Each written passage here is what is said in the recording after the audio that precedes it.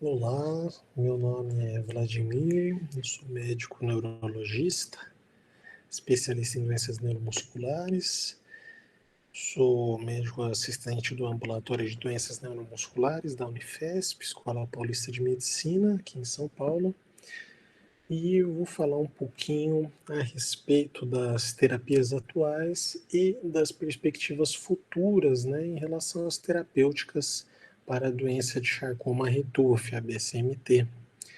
Essa é uma apresentação que faz parte da série de webinars que foram desenvolvidos, relacionados ao mês de setembro, de conscientização a respeito da doença de Charcot-Marie-Tooth.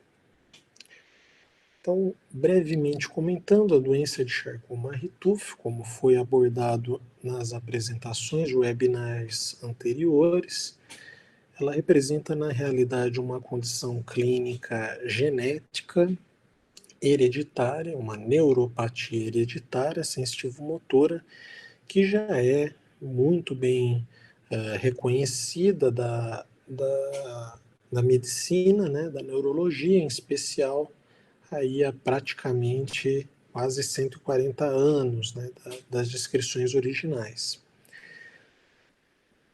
Em termos genéticos, todos os padrões de herança já foram descritos relacionados à doença de Charcot-Marie-Tooth. Então, a CMT já foi relacionada a padrão de herança autossômico dominante, recessivo, ligado ao X ou algumas raras apresentações relacionadas ao próprio DNA mitocondrial.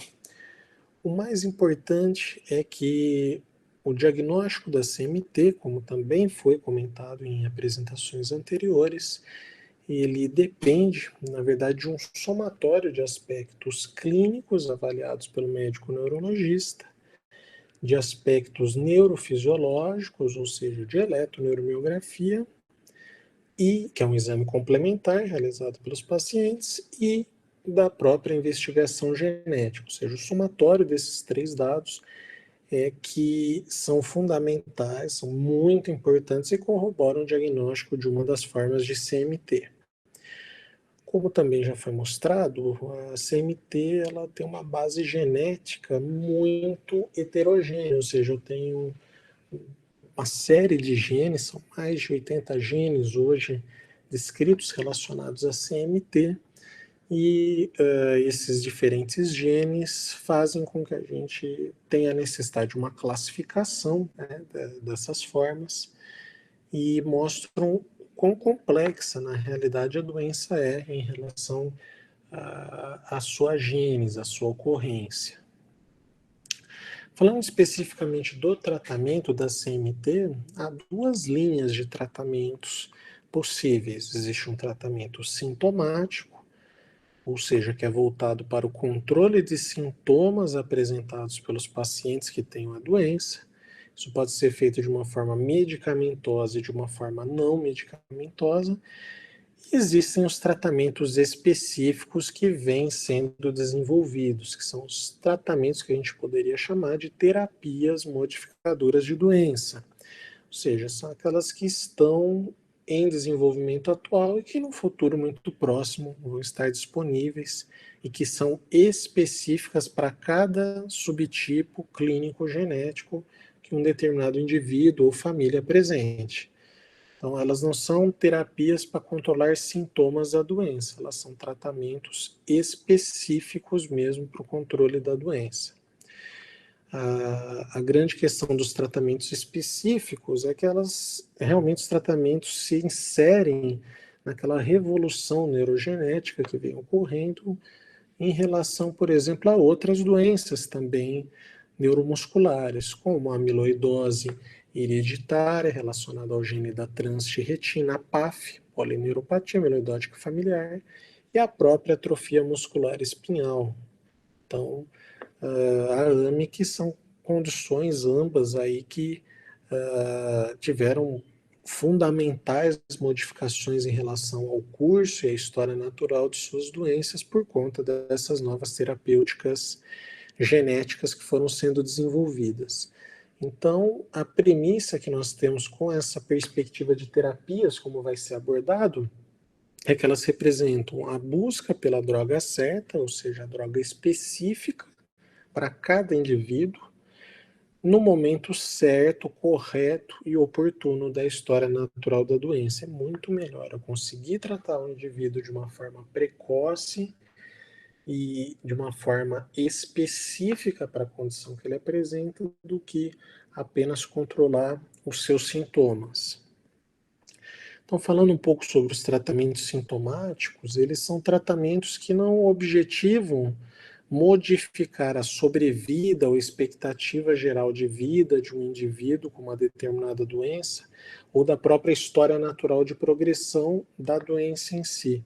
A ideia do tratamento sintomático, daí a necessidade de fato dele ser feito, é melhorar o bem-estar, a qualidade de vida, sintomas que prejudiquem o cotidiano ou eventualmente tragam prejuízo para a funcionalidade de uma pessoa, ou seja, aquele indivíduo, por conta de uma contratura ou de uma dor crônica ou fadiga que ele apresenta, ele acaba tendo um prejuízo em relação à sua própria funcionalidade.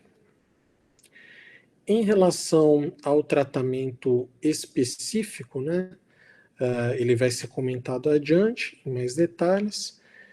Dentro da linha da interface do que é um tratamento específico, do que é um tratamento sintomático, existe aquilo que é fundamental em qualquer condição neuromuscular e que não é diferente para o contexto da CMT, que é a necessidade do tratamento multidisciplinar ser realizado de uma forma adequada.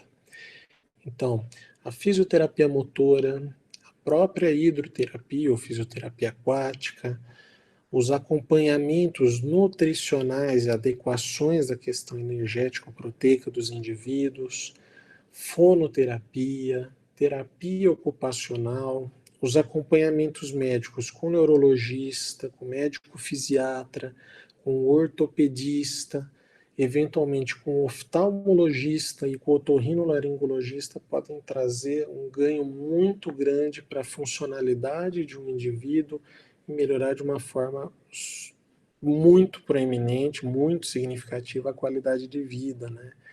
Então, faz toda a diferença essa questão.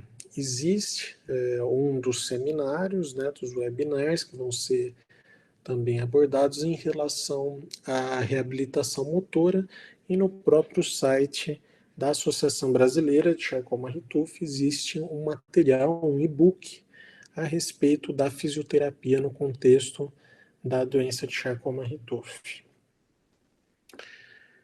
Em relação aos tratamentos sintomáticos, a fisioterapia auxilia muito, como a gente já comentou, o acompanhamento multidisciplinar necessário para adequar todo esse manejo de medicações ou não medicações que são utilizadas também, mas algumas situações são muito importantes. Eu vou dar uma ênfase maior no tratamento da dor crônica, seja a dor neuropática ou da dor osteomuscular ou de origem que a gente diz miofascial.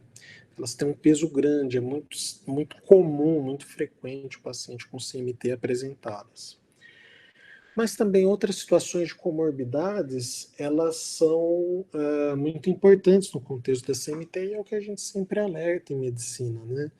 Que a gente tem que lembrar que nem sempre o indivíduo que tem uma neuropatia é de fato a neuropatia em si, os seus sintomas sensitivos e motores que acabam incomodando ou prejudicando a qualidade de vida, a funcionalidade do indivíduo. Posso ter formas, por exemplo, de CMT que o indivíduo tenha epilepsia, crise convulsiva. Se eu não tratar a epilepsia adequadamente, controlar, eu tenho um prejuízo absurdo da funcionalidade do indivíduo. Na mesma questão, acompanhamento das questões psiquiátricas, né? Qualquer portador de doença crônica, seja ela neuromuscular ou não, é necessário um acompanhamento psicoterápico, eventualmente a questão de abordagem medicamentosa, melhorar a qualidade de vida desse indivíduo, de questões de disfunções cognitivas, dificuldade de memória, que é uma situação muito comum, tem que ser detectado. O indivíduo, de fato, tem um quadro demencial instalado ou não. Isso o neurologista, por exemplo, vai conseguir diferenciar bastante. Distúrbio do movimento, que eventualmente algumas formas mitocondriais, algumas formas axonais podem ter também relacionados. A questão da perda auditiva, da perda visual, que pode acontecer em algumas situações da CMT, precisa do acompanhamento de fato do paciente. Tratamento de complicações sistêmicas, como arritmia cardíaca, doenças estruturais cardíacas, aí precisa da participação também direta do cardiologista. Por mais que não seja um tratamento que modifique a neuropatia em si, sem dúvida alguma, esse conjunto de manifestações trazem um prejuízo grande para a funcionalidade do indivíduo. Em relação à dor, né, que é um tópico central aqui, a origem da dor em quem apresenta a doença de Charcot-Marie-Tooth é a mais diversa, a mais diferente possível. Tem indivíduos que têm uma dor de origem ortopédica, que a gente poderia dizer, que são dores articulares, dores musculares, né, dores de origem de transição ósseo-ligamentar, mas eu tenho indivíduos que de fato têm dor neuropática. E o que ajuda muito a diferenciar essa situação é o próprio histórico que o neurologista, o fisiatra, o próprio clínico da dor, ele avalia e caracteriza, né, esmiuça esses aspectos. Algumas são situações bem relacionadas a esse desencadear da dor. Às vezes o próprio Charcot-Marie, apesar de não ser um sinal cardinal da doença, mas, por exemplo, dificuldades na mobilização, ou o próprio imobilismo, a questão do indivíduo ter o desuso da musculatura acaba prejudicando também nesse sentido, trações ligamentares, contraturas articulares, alterações como, por exemplo, pontos gatilho, câimbras, são diversas as situações, dores de origem, por exemplo, de pós-operatório, né? Indivíduo que precisou fazer cirurgia, por exemplo, articular no pé, né? Ou precisou fazer uma artrodese, ele tem essa situação que pode ocorrer. O mais importante é que o médico sempre vai avaliar um conjunto de situações em que os medicamentos são escolhidos tomando em consideração o conjunto do indivíduo. Então, situações outras que eventualmente o indivíduo apresenta que podem melhorar em conjunto com o tratamento da dor, assim como outras situações que contraindiquem a realização de outros tratamentos. Então, medicações que, por exemplo, para tratamento de glaucoma eu não posso utilizar, ou, por exemplo, um indivíduo que, junto com a CMT, ele tem uma dor de origem miofascial, mas ele apresenta, por exemplo, uma depressão que está em tratamento. Eu posso utilizar medicações que melhorem o quadro da dor e, por exemplo, faço um tratamento da depressão. Dessa forma, a gente consegue optar pelas melhores formas de tratamento em conjunto. Então, uma série de situações são importantes para controlar a dor e que devem ser conversadas com o médico neurologista ou o fisiatra ou o clínico da dor que estiver acompanhando o caso. Então, por exemplo, orientações a respeito da mobilização, da perda de peso. Às vezes o ganho de peso tem um impacto grande em relação à dor crônica apresentada pelos pacientes, a adequação da questão da reabilitação motora. Então, mais uma vez, aqui o peso que tem enorme em relação à importância da reabilitação, a adequação de questões de decúbito. Às vezes o indivíduo, no seu dia a dia, tem atividades que são muito inadequadas para a condição clínica que ele apresenta e que, por exemplo, uma discussão com o terapeuta ocupacional melhora de uma forma absurda esse aspecto também. E outras classes de medicações que todo mundo já ouviu falar, né? Antidepressivos tricíclicos, como a mitriptilina, a nortriptilina, duais, como a venlafaxina, duloxetina, drogas antiepiléticas que tratam também a dor, como a carbamazepina, a gabapentina, a pregabalina, analgésicos simples, que são importantes também, especialmente para essas dores osteomusculares, como a dipirona, o paracetamol, os anti-inflamatórios não hormonais, desde que utilizados de uma forma apropriada, também podem ser auxiliares no tratamento, analgésicos opioides, como tramadol, codeína, própria morfina, mas tudo com uma indicação médica bem estabelecida. Intervenções não farmacológicas, como eu comentei, da própria reabilitação, mas todas as outras modalidades, como acupuntura, técnicas de relaxamento, a própria hidroterapia, enfim, são múltiplas hoje as abordagens disponíveis e que podem acrescentar, realmente somar muito para trazer uma melhor qualidade de vida e controle da dor nos pacientes com CMT.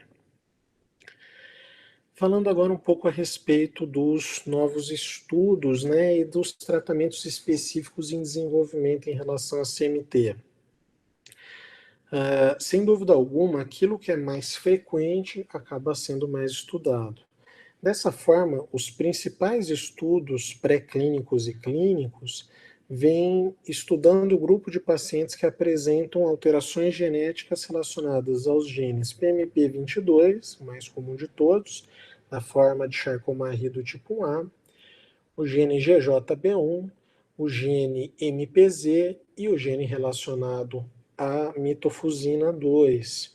Então, dessa forma, esses são os genes em que nós temos estudos em uma fase um pouco mais à frente. Não significa que outros genes não vão ser estudados ou que eles já foram estudados e abandonado qualquer possibilidade terapêutica, de forma alguma, né? São genes outros, também um conjunto, muitos até ainda não conhecidos, em que realmente novas abordagens especificamente relacionadas à abordagem genética vão ser disponibilizadas aí futuramente. Então é importante que nós reconheçamos também o seguinte aspecto: quando há o desenvolvimento de uma determinada medicação, assim como, por exemplo, com as vacinas, as imunizações, como está sendo visto por todo mundo em relação agora à Covid-19, né, vacinação específica, né, para SARS-CoV-2, o que nós temos é algo muito rígido e que deve ser rígido mesmo em relação à preconização de fases clínicas e pré-clínicas do desenvolvimento de uma terapêutica. O que seria essa história? O tempo médio, somando tudo, desde o desenvolvimento de modelos experimentais, modelos animais, ou modelos desenvolvidos em placa, que são estudados lá atrás para começar a avaliar a molécula, a característica da interação com o organismo, até essa medicação estar disponível realmente para compra ou para aquisição, uma média de tempo estimada de 8 a 12 anos, pelo menos. Isso significa o quê? Que eu tenho que estar muito bem para receber essas medicações no momento adequado, ou seja, mesmo que eu olhe que minha determinada forma genética específica ainda não tenha uma terapêutica desenvolvida, eu tenho que estar muito preparado, meu organismo tem que estar bom, eu tenho que estar bem cuidado, realmente, para que quando essa terapêutica esteja disponível, eu consiga utilizá-la da melhor forma possível, tenha um benefício maior dela. Então, basicamente, se a gente for representar, existe uma fase que é chamada de fase pré-clínica, em que são as fases de investigação inicial.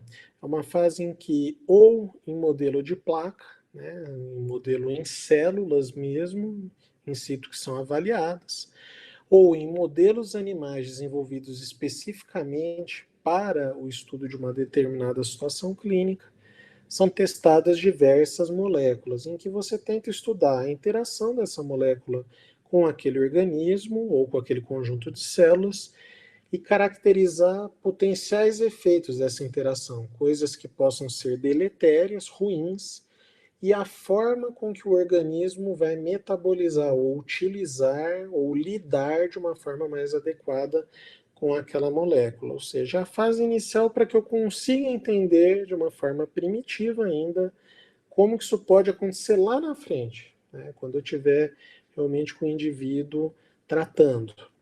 Se a droga se mostra segura nessa fase inicial pré-clínica, aí está autorizado de fato o uso, né, o emprego dessa medicação para o que a gente chama de fase clínica, em que a gente tem basicamente 4 momentos, tá? Desses 4 momentos, a fase 1 é uma fase em que eu vou avaliar basicamente a segurança, né, dos pacientes. Então, vou avaliar a característica que a gente fala de farmacocinética, ou seja, como que a droga se comporta, metaboliza, etc., no organismo humano, que não é igual o do modelo animal ou da placa que é testada, né, das células na placa, ou seja, é muito diferente. E caracterizar isto. É tóxico, não é tóxico? Quais são efeitos deletérios? Aqui eu não estou avaliando ainda de uma forma objetiva a eficácia, né? Então, eu não estou vendo o quanto ela é benéfica em regredir ou estabilizar uma determinada situação clínica. Na fase 2, que é uma fase chave, sem dúvida alguma, né? Então, nessa fase inicial foram 2 anos pelo menos da fase pré-clínica, mais 1 ano a 2 anos para a fase 2. A fase 2, eu já começo a incluir indivíduos que apresentam a doença, mas ainda num número muito pequeno. Esse número pequeno é justamente para que eu consiga avaliar segurança e começar a dar uma olhada em aspectos da eficácia da droga. Será que ela vai impactar de fato a evolução da doença? Lembrando que toda essa situação é num curto período de tempo. Ninguém está acompanhando 20, 30 anos o que aquela medicação causa para o indivíduo, seja de uma forma positiva ou eventualmente negativa. Então existe um aspecto importante relacionado à temporalidade. Mas se a droga se mostrou segura e aparentemente eficaz naquele número pequeno de pacientes, aí ela pode realmente passar para uma fase de extensão e entrar na própria fase 3, que aí é um tempo mais variável, pelo menos 2 anos, na maior parte das vezes, que você amplia muito o número de pacientes que estão participando, né, do estudo mesmo, e você começa a comparar indivíduos que recebem aquela droga, aquela medicação que está sendo estudada, versus o placebo ou versus uma outra medicação, eventualmente, que já seja utilizada para o tratamento de uma determinada situação clínica. No caso da CMT, comparado com o placebo de fato. E a partir dessa situação você consegue realmente avaliar a eficácia de um modo mais claro. Então, de um universo de 10 indivíduos antes que eram estudados, a gente tem um grupo agora de 500, 600 indivíduos estudados, se amplia bastante. Se a droga se mostrar aqui eficaz e segura até o final dessa fase, além dessa fase se estender, nesse intervalo, no final desse período aí, vai existir realmente o registro da medicação. E a partir desse momento, a droga passa a ser comercializada e entra no que a gente chama de fase 4, que se chama de farmacovigilância. Lembrando sempre que, para qualquer que seja a medicação, uma coisa é você estudar um grupo com 100 pessoas, uma outra coisa um grupo com 10 pessoas, uma outra situação é 10.000 pessoas. Então, algumas coisas que não são observadas em termos de efeitos adversos, os chamados efeitos colaterais, de uma forma clara, eles podem ser observados ou notados e quando a gente amplia de uma forma significativa as amostras, né, de pacientes. Então, você vai aumentando o número de pessoas que utilizam, naturalmente, o número de pessoas que vão apresentar algum tipo de efeito adverso vai ser maior mesmo, né? O que não pode ocorrer de forma alguma é precocemente, antes dessas fases iniciais que são fundamentais, né, em que se mostre, né, evidencie que existe uma segurança significativa, o indivíduo ser tratado sem que exista uma boa correlação com segurança, né, mesmo que a eficácia ainda questionável, que exista segurança. Um princípio sempre para qualquer médico é aquele princípio de que uma terapêutica, antes de qualquer situação, ela deve ser segura e não causar nenhum tipo de prejuízo em termos de sintomas adversos ou efeitos adversos para um paciente, né? Especialmente isso quando é uma terapêutica nova que está em desenvolvimento. Já foram várias as situações, nem precisa citar nominalmente cada uma delas, né? De medicações que passaram pela fase 1 com segurança, fase 2 com segurança, e na fase 3, durante o estudo, foi identificado algum efeito com um risco significativo em que a droga foi suspensa. ou situação em que nas fases iniciais a droga se mostra segura, depois, no período de farmacovigilância, é observado que, às vezes, dentro de uma determinada população, né, ou um perfil de pacientes tem um risco grande com o uso daquela determinada droga. Então, isso é um aspecto importante também de ser comentado antes de qualquer situação.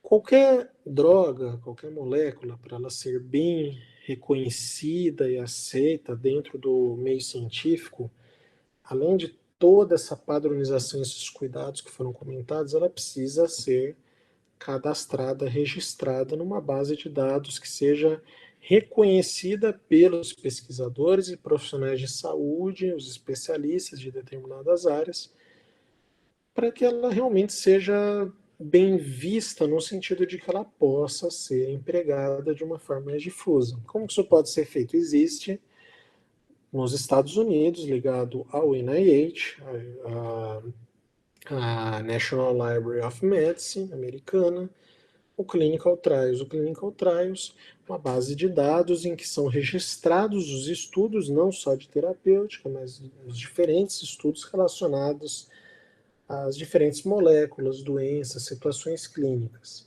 Especificamente sobre a Charcot-Marie-Tooth, se a gente pegar agora no período de setembro de 2020, 376 estudos são encontrados quando se pesquisa para CMT, para Charcot-Marie-Tooth Disease. Dentro daqueles estudos em que está acontecendo o recrutamento, ou seja, para os indivíduos participarem, ou que ainda não iniciaram o recrutamento, em que a pesquisa é feita com Charcot-Marie-Tooth, existem atualmente 105 estudos. É muito estudo. Nem todos eles são para terapêutica, para remédio. Muitos são para entender características, aspectos de exame, marcadores da doença. Mas existe um número significativo também relacionado à questão terapêutica. Eu vou comentar algumas dessas abordagens que são mais importantes. Então, por exemplo, um dos estudos lá disponíveis é com o desenvolvimento de uma terapia gênica relacionada a um vetor adenovírus associado, né, que é para o tratamento da forma de Charcot-Marie-Tooth do tipo 1A, que é a forma mais comum de todas. Esse é um estudo de fase 1, fase 2A, né? Este é um estudo que ele é desenvolvido lá em Columbus, em Ohio, nos Estados Unidos, e existe um centro de tratamento de doenças raras, incluindo uma série de doenças neuromusculares, dentre elas a CMT. E este é um estudo bastante promissor, na nossa opinião, em que os pacientes que têm a duplicação do PMP22 documentada do ponto de vista genético, eles recebem a aplicação intramuscular, então são injeções que são aplicadas com o vetor adenovírus associado, que codifica um fator chamado neurotrófico, né? Então, é um fator que auxilia, né, na verdade, a melhora da questão do próprio volume muscular. Essa é a premissa, né, relacionada a esse vetor de adenovírus. Mas ele não tem um efeito apenas relacionado a isso, ele tem um efeito que também ele é mais amplo, ele tem ações também relacionadas à própria PMP22.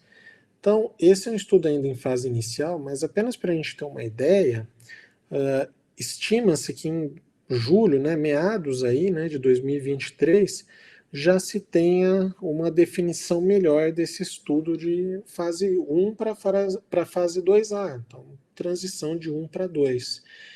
Ou seja, mostrando que aí você vai ter realmente uma abordagem terapêutica mais específica. São basicamente dois grupos iniciais que são estudados, pacientes com perfis semelhantes, né? Veja que é um número pequeno de pacientes, um grupo, como deve ser no estudo de fase 1, né, de transição 1 para 2, você tem 3 indivíduos e no outro grupo você tem basicamente 6 indivíduos participando. Ou seja, é pequenininho, são doses distintas, já que você quer caracterizar se para o ser humano de fato qual é a melhor dose, ou aquela que é mais segura também, aquela que tem uma metabolização melhor, tem menos efeito adverso, etc.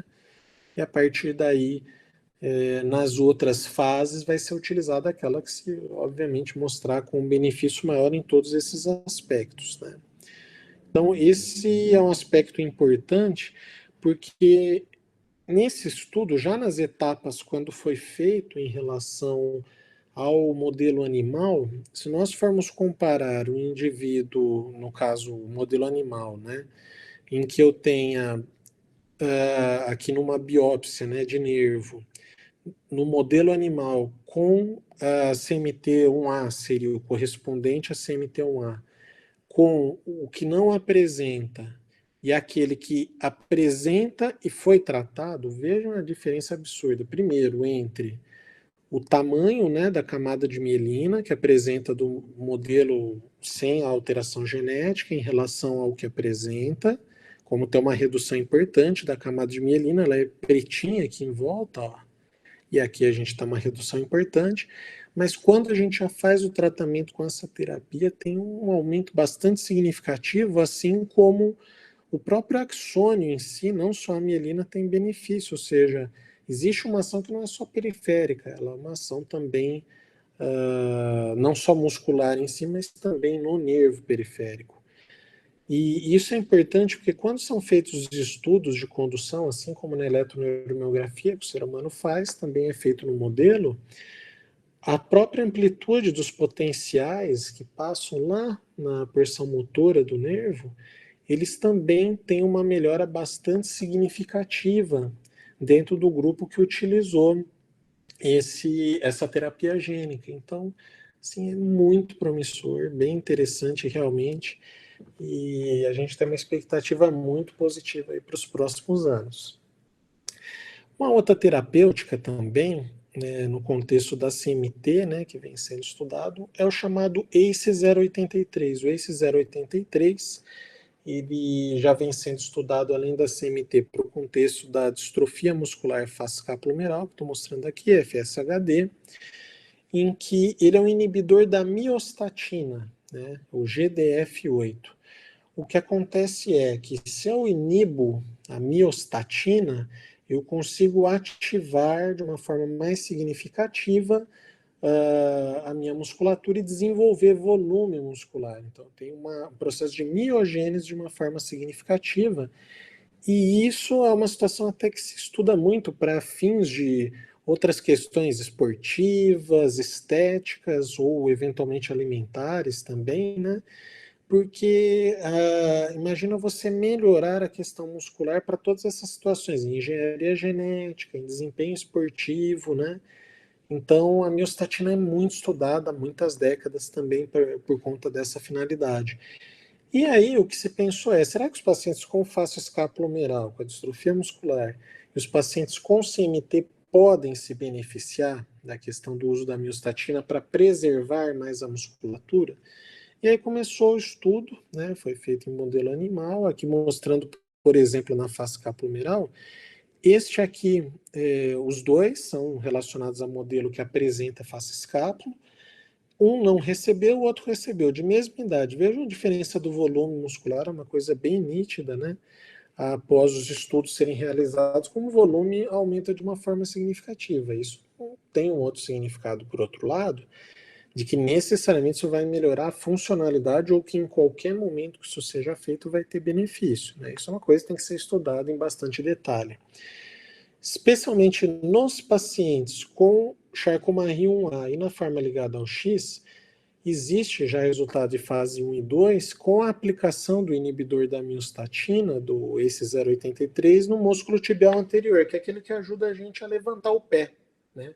Muitas vezes o fato do pé estar caído atrapalha a funcionalidade, né? Até aquela questão que a gente sempre comenta da importância do uso da órtese também para melhorar esse aspecto. Então, esse é um estudo que indivíduos que deambulam mais de 10 metros, tem alguns aspectos no teste da caminhada relacionado aos 6 minutos, né, de caminhada, que o neurologista pode aplicar, que sejam adultos acima de 18 anos e que tenham ou a forma tipo 1A ou a forma ligada ao X, eles foram incluídos para esse tipo de estudo. Se a gente for olhar lá no modelo animal, veja o aspecto interessante em termos de ganho de massa muscular. É um ganho muito significativo lá no tibial anterior que é aplicado. Se a gente for olhar em outros detalhes, olha a força muscular como melhora de um modo muito importante em relação ao modelo animal. A gente não tem ainda uma resposta definitiva, porque esse é um estudo que está em andamento para o contexto da CMT, com essa molécula, mas a gente tem a expectativa também de que ele possa trazer aí um ganho de benefício de força muscular, de volume muscular para os pacientes ao longo dessas próximas fases. Falando um pouco também em relação a outras terapêuticas específicas em Charcot-Marie, existe uma molécula, a PXT3003, que, na verdade, ela é uma combinação de diferentes mecanismos de ação. O que é isto? É como se eu associasse benefícios de efeitos que diferentes moléculas podem apresentar em relação a uma determinada doença. Isso não é a primeira vez que é feito para doenças genéticas. Então, a PXT3003 nada mais é do que uma combinação entre naltrexona, na dose de 1,4 miligramas, o baclofeno na dose de 12 miligramas e o sorbitol em 420 miligramas. Por que isso é feito? Porque cada um deles contribui em pesos diferentes para a melhora da neuroproteção do próprio axônio, na questão da produção mielínica diretamente, na melhora da expressão do gene PMP22 que tem uma alteração na sua funcionalidade, ou seja, ele regula o quanto esse gene está sendo expresso ou não, assim como de conteúdos que a gente fala de função de chaperona, que uma série de outras substâncias são acumuladas dentro do neurônio, né, e que acabam levando ao prejuízo da funcionalidade. Essa chaperona acaba endereçando uma parte delas como se fosse um lixo que não serve para o neurônio, e aí ele não fica acumulando dentro do nosso neurônio. O importante é que nas fases iniciais a PXT3003 mostrou um perfil de segurança muito interessante, são efeitos adversos pequenos. Já existe experiência médica com o uso desses 3 princípios ativos para outras situações, ou seja, não é uma coisa completamente desconhecida. E cada uma dessas moléculas tem um perfil de benefício em relação a manter, né, o quanto acaba acontecendo de ganho do volume em si, do diâmetro em si, dos axônios e da própria quantidade de mielina. Então, se a gente for comparar nessas 3 fotos que são relacionadas a modelo animal, né, então lá das fases pré-clínicas, esse é um modelo que não tem alteração genética, este é um modelo sem o tratamento e este é um modelo com o tratamento. Então veja, do modelo sem alteração genética comparado com aquele que tem alteração genética, a gente tem uma redução importante no número de fibras nervosas, do diâmetro, né, do calibre, da própria mielina e da quantidade da mielina. O próprio axônio é mais reduzido, se a gente for olhar. E comparativo entre o controle e aquele que recebe, né, o modelo que tem alteração genética, mas recebe o tratamento com os 3 princípios ativos, ele tem um ganho no calibre aí da mielina ou da próprio calibre axonal muito significativo. E isso é uma coisa que vem sendo muito estudado, já é um estudo aí em fase 2, com alguns resultados também em desenvolvimento. A gente sabe que isso é uma coisa que gradualmente esses resultados vão sendo disponibilizados, mas a gente tem realmente uma esperança grande em relação a essa terapêutica também. Esses foram basicamente 3 estudos principais que eu peguei, tem muita coisa, né, em desenvolvimento, né, foge apenas de uma abordagem aqui de um webinar, mas o provável modelo no futuro, que é a nossa opinião aqui, é que provavelmente, para o contexto da CMT, vai ser muito parecido com o que tem sido desenvolvido para outras situações, né? Que é o que a gente chama de terapêutica medicamentosa multimodal. Então, eu vou ter medicamentoso e não medicamentoso, vou ter o tratamento sintomático, vou ter a reabilitação motora que é fundamental, mas eu vou ter uma politerapia. Eventualmente eu vou ter múltiplas drogas sendo necessárias para fazer o tratamento de um indivíduo e que atuem em mecanismos de ação ou vias distintas entre si. E isso provavelmente para cada subtipo genético de Charcot-Marie, uma vai ser mais importante do que a outra, né? Então, isso é uma coisa que a gente já vem observando por outras situações e que aparentemente é aquilo que vai acabar acontecendo para o contexto da CMT. Então, eu gostaria de agradecer aqui a oportunidade em nome do Ambulatório de Doenças Neuromusculares da Universidade Federal de São Paulo, Escola Paulista de Medicina e de toda a nossa equipe. E um agradecimento especial a toda a equipe da BCMT, Associação Brasileira de Charcot-Marie-Tooth. Muito obrigado pela oportunidade de estar aqui com vocês.